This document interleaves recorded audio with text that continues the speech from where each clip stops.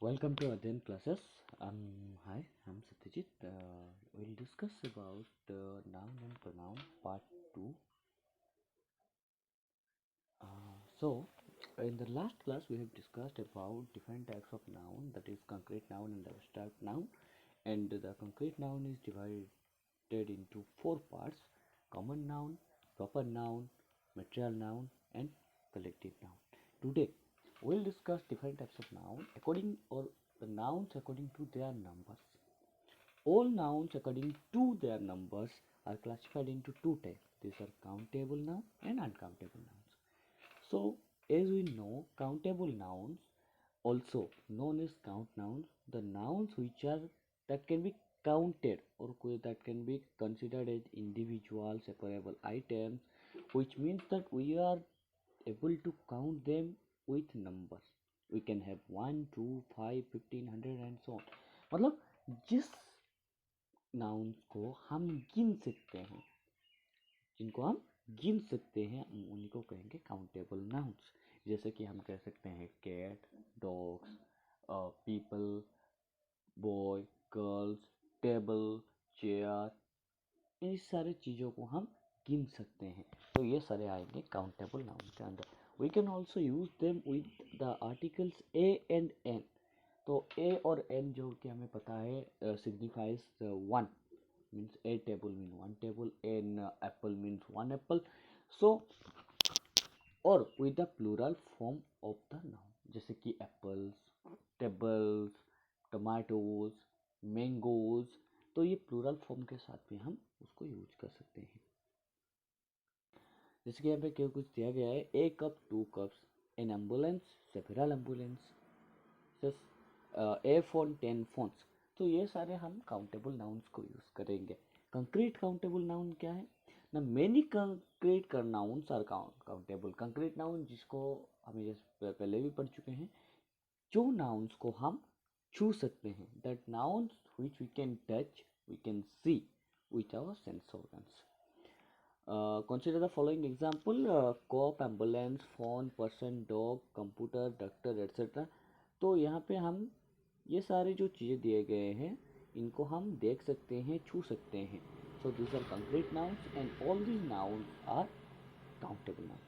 Now there are some abstract countable nouns also present. Even though abstract countable nouns, many of them can still be counted as separable unit. जैसे कि हमें पता है abstract nouns जो होते हैं, हम उनको देख नहीं सकते या टच नहीं कर सकते. तो लेकिन फिर भी बहुत सारे जो abstract nouns हैं, उनको हम यूज़ कर सकते हैं as countable nouns. For example, a conversation, an emergency, several emergencies, a conversation, two conversations, a reading, 10 readings and an aspiration, many aspiration. तो इनको हम यूज कर सकते हैं each countable nouns. Next comes to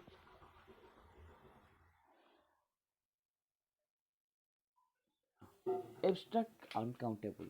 Now comes to uncountable nouns. Sorry for this mistake. Uncountable nouns, on the other hand, are nouns that can be considered as separate units. That cannot be considered. हम उसको अलग नहीं कर सकते. अगर अलग कर दिया जाए तो हम उसको that will be meaningless. So वो जो uncountable noun होगा वो सेपरेट नहीं हो सकता. They are also known as non count और मास नाउन्स. तो for let's see some example.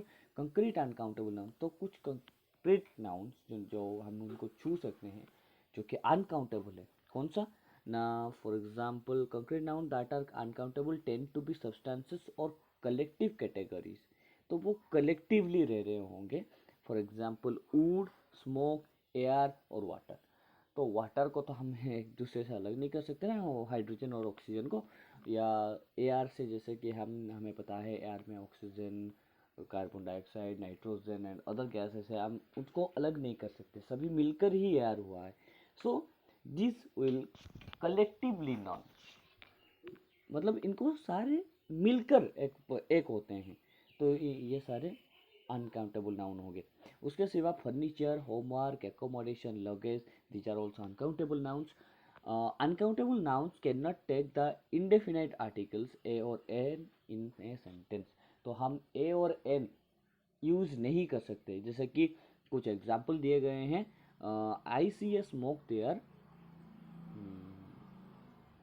I see a smoke there. तो यहाँ पे जो ए स्मोक लगा लिखा गया है जो कि इनकरेक्ट है। आई सी स्मोक ओवर देयर, ये हो सकता है। I don't have furniture, furniture के साथ एस नहीं लग सकता, तो I don't have any furniture और ओनली फर्नीचर। तो ये जो है सारे uncountable noun, we cannot use them in plural form, like we cannot add s or es to them, or we cannot use a or n before this. Okay, let's see some examples of abstract uncountable nouns. So a large number of abstract nouns are uncountable. जैसे कि हमें पता है जो abstract nouns होते हैं हम उनको छू नहीं सकते, देख नहीं सकते, only feel कर सकते हैं। So कौन से हैं? Now these are usually ideas or attributes. तो ये नॉर्मली आइडियाज और एट्रीब्यूट्स है। तो क्या क्या है ना, जैसे कि love, hate, news, aces, knowledge, beauty, intelligence, arrogance, permanence. तो ये ऊपर जो सारे वो है इमोशन कुछ है, आइडियाज है, और नीचे जो है कुछ एट्रीब्यूट्स है। तो हम अब देख सकते हैं यहाँ पे कुछ लिखा हुआ है, जैसे कि न्यूज़ में, लाइक न्यूज, न्यूज में एस लगा हुआ है, लेकिन उसमें एस लगाने से ये नहीं होता कि वो प्लूरल हो गया। No, it is uncountable. We need this S because without is news would be new, only new हो जाएगा, और जो कि अनकाउंटेबल है, सॉरी, जो which is an adjective, sorry. Again, this can not take indefinite articles और made plural. तो हम ए और एन इसके इनके जो सामने यूज नहीं कर सकते, या इनको प्लूरल फॉर्म में यूज नहीं कर सकते। तो वी कैन नॉट से लव्स, हेट्स, न्यूजेस, एसएसएस, we cannot use them like this. So he there are some examples. He is just looking for a love, a love जो कि है वो हम यूज नहीं कर सकते। यहाँ पे ए नहीं होगा, इसलिए this is incorrect. So he is just looking for a love, for love. She is can a great deal of knowledges during colleges. तो ये यहाँ पे नॉलेजेस रॉन्ग है, यहाँ पे she gain a great deal of knowledge during college. So as with uncountable nouns, though we can sometimes use the definite article the. कुछ समय हम डी यूज कर सकते हैं फॉर स्पेसिफाई। हम जब सर्टेनिटी दिखा रहे हैं, कुछ स्पेसिफिकेशन कर रहे हैं, तभी हम ओनली दी को यूज करेंगे, नहीं तो हम दी को नहीं यूज कर सकते। जैसे कि I can stand watching the news, the news here means the, it is a specific news, here it is a specific news. And can you believe the arrogance he exhibits? Here the arrogance means a specific arrogance. Okay, let's move to the next slide.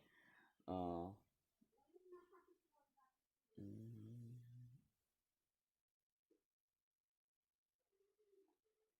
Okay, so we have successfully discussed about different types of nouns, that is uncountable noun and countable noun, and different types of uncountable noun and their uses.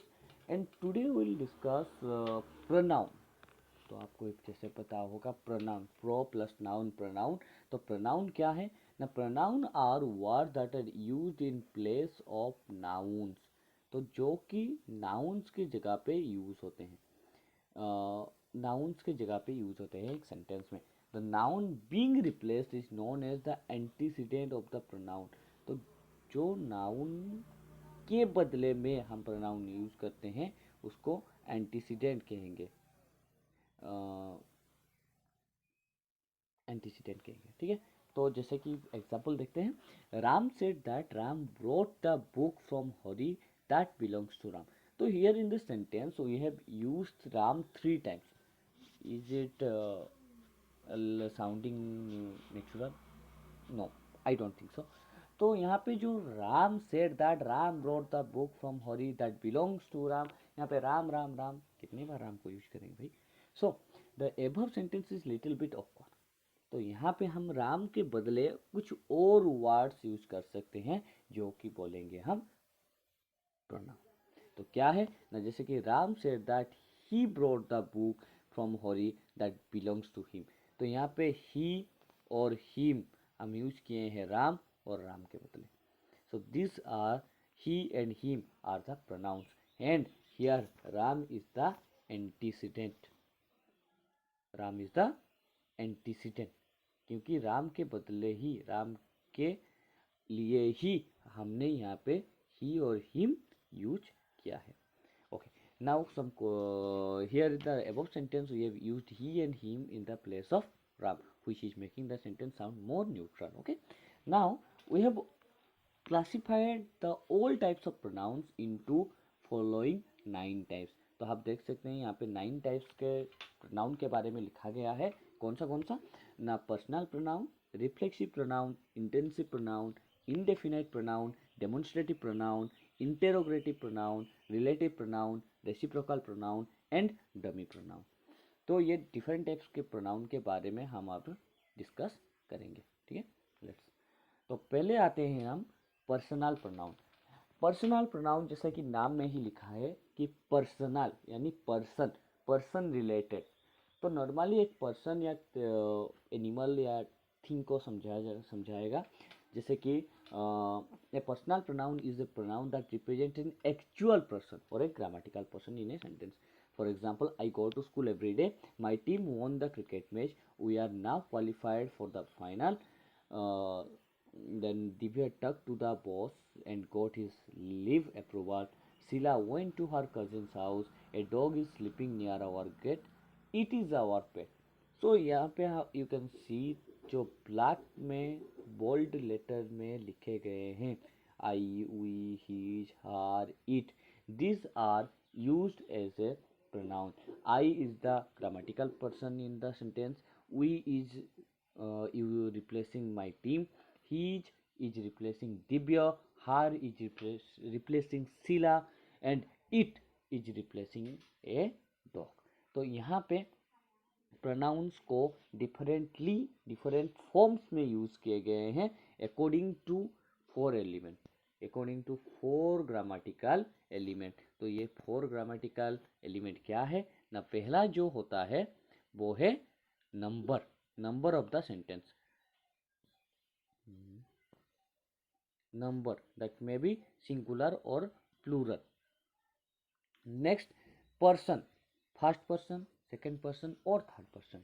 Next comes the gender, male और female और neutral gender, and case, the what typely it is used, that is subjective, objective or possessive. This shifting of form is called inflection. मतलब ये जो हम कहीं पे आई use कर रहे हैं या we, for example my team के लिए वी यूज कर रहे हैं, दिव्या के लिए यहाँ पे हीज कर रहे हैं, ही यूज नहीं कर रहे हैं, शीला के लिए हार यूज कर रहे हैं, ए डॉग के लिए ईट. तो ये जो शिफ्टिंग ऑफ फॉर्म है इसको कहेंगे हम inflection. We will discuss a quick breakdown of all personal pronouns and their inflection in the second slide. Now here given a slide where the all personal pronouns are broken down into different parts like person, number, gender, subjective case, objective case and possessive case. So in the first row you can see first person, singular number, masculine or feminine, subjective case में I, objective case में me, possessive case में my. जैसे कि for example हम कह सकते हैं I go to the doctor, sorry, I will go to the doctor. Give the cake to me. Give it to me. We can say this is my pen.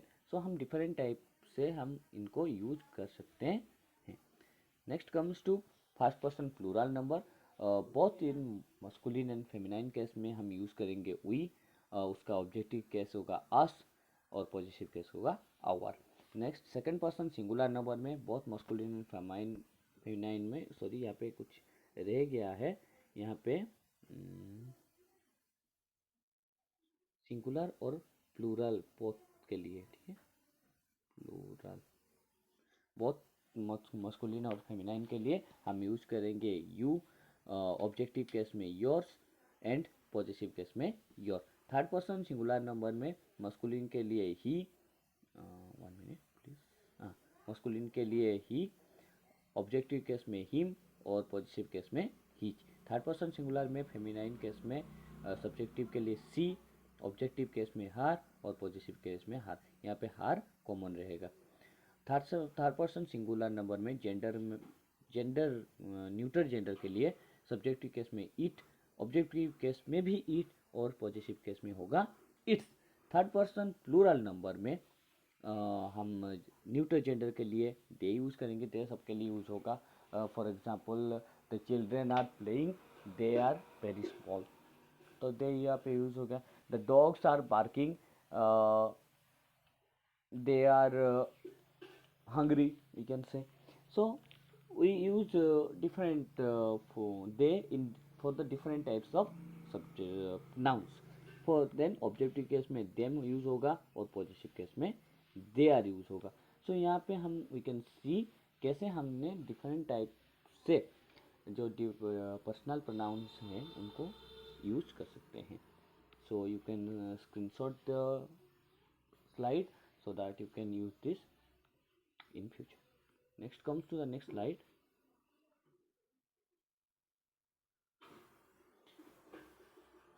Examples. So you are given some examples. I am meeting my writing club this afternoon. We always meet on Wednesday after class. तो यहाँ पे हम थोड़ा discuss करेंगे।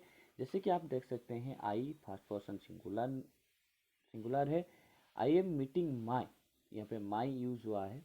Writing club this afternoon, we means we here representing the writing club, तो the writing club is the antecedent of we. Always meet on Wednesday after class, तो यहाँ पे हम देख सकते हैं कैसे फर्स्ट पर्सन का डिफरेंट टाइप्स से फर्स्ट पर्सन सिंगुलर और प्लूरल नंबर में डिफरेंट टाइपली यूज हुआ है pronouns. Next, I really envy you, I first person singular, and you है second person singular. Now comes to they cannot tell you what it will be like, you will just have to find out yourselves. so यहाँ पे जो लिखा गया है they third person plural है, you second person plural है या singular में भी यूज किया जाता है। You second person plural, will just have to find out yourselves, यहाँ पे हम योर सेल्व्स लगाए तो ये प्लूरल भी होगा। रिफ्लेक्सिव क्यों कहा गया है ना, रिफ्लेक्सिव क्यों कहा गया हम नेक्स्ट में पढ़ेंगे। The main reason Martha is so beautiful because she is so tall, तो वो यहाँ पे she third person feminine singular है। तो next comes to reflexive pronouns. Reflexive pronouns are very similar in style and form to personal pronouns, तो ये बहुत जैसे कि हमने कहा ये काफ़ी हद तक इक्वल है, जैसे कि हम माई हार देम वन, ये सारे काफ़ी हद तक इक्वल है, समान है, समानता पाई जाती है इसमें। I saw my self in the mirror, she imagined herself on a tropical beach, they consider themselves to be above the law, one should not concern oneself with the business of the others। तो यहाँ पे जो my self, her self, them self, one self, यहाँ पे self लगा हुआ है, आप देख सकते हैं यहाँ सेल्फ लगा हुआ है, तो ये क्यों ऐड हुआ है ना। We use reflexive pronoun when the subject of a clause is also the object of the clause पर। क्लॉज के बारे में हम आगे पर डिस्कस करेंगे। This occurs with certain reflexive verbs, they are formed by adding self for singular and selves for plural। जैसे कि my self, my is the singular one, that is self is added, and them is the plural one, that's why self is added. तो इसी तरह हम use कर सकते हैं our selves, our selves क्योंकि आवर प्लूरल है, हिमसेल्फ, हिमसेल्फ, हिमसेल्फ क्योंकि सेल्फ लगा हुआ है क्योंकि हिम सिंगुलर है। सो इसी तरह हम डिफरेंट वे से यूज करके दे सकते हैं। आप लोग भी कुछ सेंटेंस तैयार करके आप कमेंट बॉक्स पे डाल सकते हैं।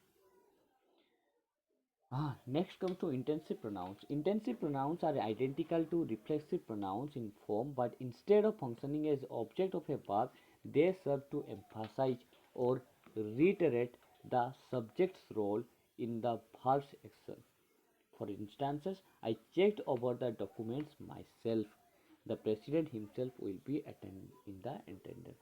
तो यहाँ पे जो माई सेल्फ ये रिफ्लेक्सिव नहीं है, यहाँ पे ऑब्जेक्ट के रूप में यूज हुआ है, भार्ब के ऑब्जेक्ट के रूप में, और यहाँ पे हिमसेल्फ भी भार्ब के रूप में यूज किया गया है. सो यहाँ पे एम्फासाइज सब्जेक्ट के रूप में नहीं जा रहा है, एम्फासाइज ऑब्जेक्ट के भार्ब के ऑब्जेक्ट के रूप में जा रहा है. That's why this are indefinite pronouns, sorry, intensive pronouns. Now comes to indefinite pronouns. We use indefinite pronouns in place of a noun that is not being specified in the sentence. तो जो कि specify नहीं किया जाता है. जैसे कि हम यहाँ पे देख सकते हैं, is every one there, I hope all is going well, what ever you decide is fine with me. ये जो यू दिया गया है, many are coming to the show tonight, many. तो यहाँ पे हम स्पेसिफाई नहीं कर रहे हैं, ठीक है. मेनी, यू, ऑल, एवरीवन, यहाँ पे हम स्पेसिफाई नहीं कर रहे हैं, हम एक कॉमनली बोल रहे हैं. That's why these are called indefinite pronouns. Comes to demonstrative pronoun. Demonstrative जैसे कि हमें डेमोन्स्ट्रेट किया जा रहा है, दर्शा जा रहा है. Demonstrative pronouns are use to indicate specific people और things and indicate whether they are singular और प्लूरल एंड नियर और not near to the speaker. जैसे कि हमें पता है, फॉर एग्जाम्पल हम तो मतलब बहुत अर्ली क्लास में पढ़ते हैं, this is a table and that is a table. This is a table मतलब जो टेबल हमारे पास में होगा, this is a table, and that is a table मतलब जो टेबल हमसे दूर होगा हम उसको कहेंगे दैट इज ए टेबल. तो इसी तरह हम यहाँ पे भी यूज़ किए हैं, दिस इज नॉट माइन. यहाँ पे दिस सिंगुलर है और नियर है. Give me that chalk we can say. तो the chalk which is not near to us, और जो पर लेकिन ये सिंगुलर है. These are really gross. These plural है, और दीज यूज हुआ है नियर बाय है. और those man are not familiar to me. Those man, those मतलब जो हमसे दूर होते हैं, और जो प्लूरल होंगे. Now comes to interrogative pronouns. जैसे कि इंटेरोगेटिव लिखा गया है तो हम डायरेक्टली पर चले जाते हैं क्वेश्चन वर्ड्स की तरफ, क्योंकि interrogative sentences relate to question sentences. So these are question words. Interrogative pronouns are used to ask question functioning either as the subject or object of the sentence. तो यहाँ पे either वो subject के रूप में यूज होगा या object के रूप में. There are 5 primary interrogative pronouns: who, whom, whose, which and what. तो आप सबको इसको याद रखना होगा, ये प्राइमरी है. ओके, इसके अलावा नहीं है, ये इस तरह नहीं है, प्राइमरी है. जैसे कि who is coming to the party, one second, who is coming to the party. तो हु जो यूज हुआ है यहाँ पे, ये सब्जेक्ट है. So which it will be $10,000 और a new sports car. So which जो है ये एक object. Could you tell me whose these are. Whose means the subject. Do you know what we are dealing with. What ये object के रूप में use किया गया है. So next comes to relative pronoun. Relative pronouns are used to connect relative clauses. Relative clause के बारे में हम आगे जाकर पढ़ेंगे. In a relative clause, the relative pronoun function in one of three ways: as the subject of the clause, as the object of the clause, भार. तो यहाँ पे subject of the clause as the object of the clause पर. तो इसके बारे में हम आगे जाकर पढ़ें. और as a possessive determiner. Determiner क्या है, जो डिटरमाइन करता है. कैसे देखेंगे हम. For example, there is the women who always sits next to me in on the bus. तो यहाँ पे जो हु लिखा गया है, हु फंक्शन है द सब्जेक्ट. यहाँ पे इस क्लोज में who always sits next to me on the bus, ये एक क्लोज है जो कि subject object sorry adjective close या रिलेटिव क्लोज है. हु जो यूज हुआ है वो उसका सब्जेक्ट है. The book that I wrote is being published. That, यहाँ पे दैट फंक्शन कर रहा है एक ऑब्जेक्ट के रूप में। The book I wrote that is being published in January. तो दैट जो क्लॉज मतलब रिलेटिव क्लॉज में यूज हो रहा है, यहाँ पे ऑब्जेक्ट के रूप में यूज हो रहा है। They escaped the escaped giraffe which had been on the loose for weeks was finally captured। तो यहाँ पे जो हम which यूज कर रहे हैं ये ऑब्जेक्ट सब्जेक्ट के रूप में। which had been, the giraffe had been on the loose for weeks, so which use किया जा रहा है उस जिराफ के लिए। so this is the subject। so in this way we have differently used the different relative pronoun। now comes to some dummy pronoun। तो आपको पता होगा dummy का मतलब क्या होता है। डमी आप देखे होंगे जो हमारे ड्रेस के दुकान होते हैं, ड्रेस शॉप्स होते हैं, मॉल्स होते हैं, वहाँ पे कुछ डमीज होते हैं जो जिनको हम कपड़े पहना के खड़े कर देते हैं फॉर डिस्प्ले। तो यहाँ पे भी डमी प्रोनाउंस जो होते हैं वो एक्चुअल प्रोनाउन नहीं है, वो एक्चुअली में प्रोनाउन नहीं है, वो सिर्फ एक्ट एज ए प्रोनाउन। जैसे कि dummy pronouns are the words that function grammatically as pronouns but do not have antecedent. उनका एंटीसीडेंट नहीं, मतलब वो किसी को रिप्लेस नहीं कर रहे हैं। That is they do not replace a noun, phrase और clause. They refer to nothing in particular, instead helping the sentence to function properly in a grammatical context। तो ये जो डमी प्रोनाउंस है वो हेल्प करते हैं। जैसे हम एक ड्रेस शॉप में dummies are helping the shop owner to display the different dresses। Similarly, here in the dummy pronouns help the sentence to perform grammatically correct। तो कैसे? देयर इज देयर और इट दो ठो डमी प्रोनाउंस है, आप देख सकते हैं। सॉरी, अच्छा, दो ठो डमी प्रोनाउंस है, there and it. There is a ship in the harbour, there were flowers in the meadow, it is my book, we can say it is my book। तो इस तरह इट, देयर ये use किए गए हैं as a dummy. तो ये किसी को रिप्लेस नहीं कर रहे हैं, ना देयर कर रहा है, ना यहाँ पे देयर कर रहा है, ना यहाँ पे इट कर रहा है। तो यहाँ पे सिर्फ these are used as a dummy pronoun to function of the for the easy function, grammatically correct करने के लिए सेंटेंस को। So with this we discussed different types of countable nouns, uncountable nouns and different types of pronoun. Hope आप सभी को ये session अच्छा लगा होगा। अगर अच्छा लगा है तो आप लाइक शेयर एंड सब्सक्राइब कीजिए। हम आएंगे जल्दी ही लौटेंगे कुछ नए लेसन्स के साथ। तब तक के लिए have a good day. Thank you.